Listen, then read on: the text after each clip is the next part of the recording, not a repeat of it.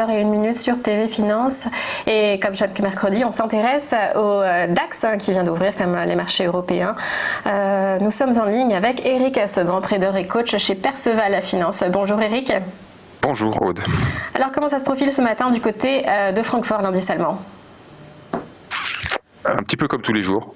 C'est-à-dire que le marché continue d'imprimer des phases de repli, des phases de rebond.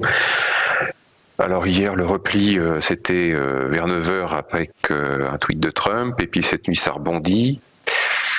Bon, voilà. C'est à la faveur de l'annonce de Donald Trump sur le plan budgétaire, non ? J'en sais rien, en fait. Ça peut baisser. Oui, en fait, tout peut faire baisser temporairement. Et puis, ce que l'on constate, c'est que le marché rebondit à chaque fois. Donc, c'est une phase un peu particulière. Hein. Bon, alors évidemment, on a la crise sanitaire. Et c'est cette phase, en tout cas, qui me semble très particulière. Et d'une certaine façon, ça continue d'être un peu... je sais pas, je trouve ça un peu perturbant ce qui se passe en ce moment. Les semaines se succèdent. Il n'y a rien de nouveau. Vous anticipez une baisse, oui, bien sûr, il y en aura sans doute une, et puis il y aura sans doute aussi encore un rebond, parce que on voit bien, comme moi, vous voyez que ça rebondit à chaque fois, quelles que soient les raisons d'ailleurs pour lesquelles ça baisse. Alors hier c'était un tweet, demain ce sera encore autre chose, j'en sais rien, peut-être que ce sera ce soir avec la Fed, je ne sais pas. En tout cas, ce qu'il y a de certain, c'est que on a l'impression que le temps s'est un peu arrêté sur les marchés, que c'est pas très dur de gagner de l'argent en ce moment.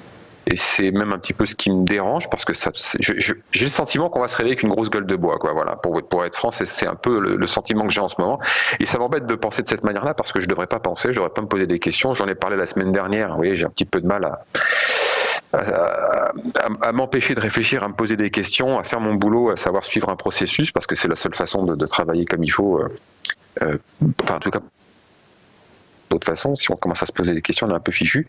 Mais la phase est vraiment particulière. Regardez, hier, on baisse en 20 minutes de temps, on perd 140 points sur un tweet, et cette nuit, on reprend tout. Là, on ouvre ce matin, le contrat futur a ouvert à 8. Non, pas de 8 heures, ça c'est le CAC, mais ce matin à 9 heures, voilà, on ouvre à 90. On est à 30-40 points du plus haut d'hier. C'est ridicule. Il y a vraiment rien dans le marché. C'est la spéculation, les algos. Alors bon, profitons-en, continuons d'en profiter. Hein. Tant que ça dure, on va pas s'embêter. Tant que le marché. Justement, sur quel niveau on rentre et combien de temps on reste?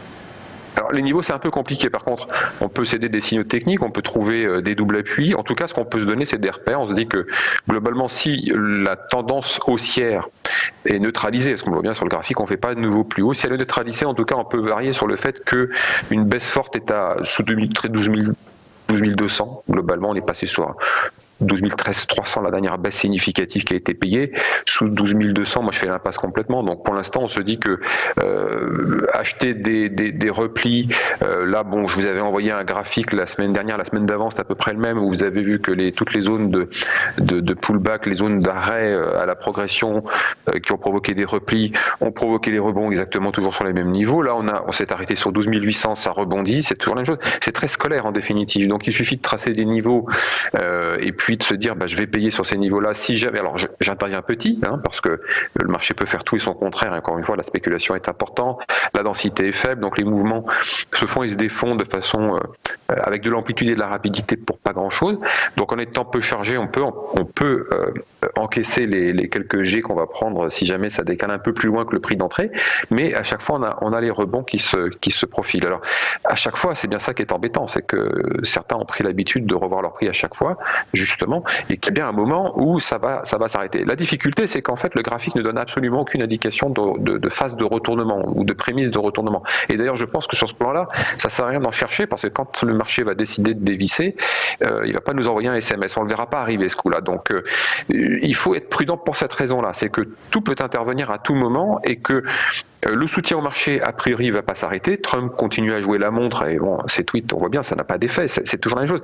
Moi, ce qui m'intéresse, c'est surtout de regarder que si je n'ai pas d'indication qu'un relais haussier peut se mettre en place, parce qu'il faudrait pour ça des circonstances particulières, parce que moi j'ai l'écran qui s'en vont, il faudrait un nouveau flux acheteur, je ne sais pas d'où il viendrait. D'un vaccin, oui, mais bon, comme je pense de toute façon ce sera à brève échéance ce rebond et ça va pas changer grand-chose.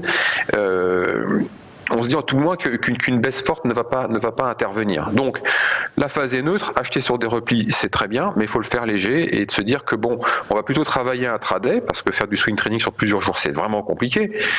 En tout cas moi je sais pas faire, donc je travaille un traday, j'essaie d'attraper des écarts de 50 points à chaque fois que je vais trouver des replis sur des doubles appuis, c'est ce que je vais essayer de tenter de payer et je vais pas insister, c'est-à-dire qu'à partir du moment où ça rebondit pas, j'ai pas ce que je cherche, et bien je vais sortir relativement rapidement. Et c'est ce que je fais depuis des semaines, et de toute façon le meilleur moyen d'en profiter, c'est quand même de privilégier les achats sur repli. Tant qu'on n'a pas des signes qui montrent que le soutien au marché va s'arrêter, il faut faire le pari que ça va continuer. Voilà. Parce que vendre, oui, pour l'instant, ça peut fonctionner, mais vous savez, si on passe les 13 000, on a de la place pour monter encore. Moi, je veux dire, c'est dans 600 points, il y a de la place pour travailler. Je préfère travailler à l'achat plutôt qu'à la vente, parce que je ne peux pas m'imaginer que le flux vendeur est suffisamment important pour provoquer une baisse importante. À chaque fois qu'on a baissé, à chaque fois ça a rebondi. Donc ça ne va pas durer toute la vie, mais pour l'instant en tout cas, c'est probablement de ce côté-là que se situent les meilleures probabilités de réussite si on veut intervenir sur ce marché. On va suivre ça. Merci beaucoup Éric Seban. Je rappelle que vous êtes trader et coach chez Perceval Finance.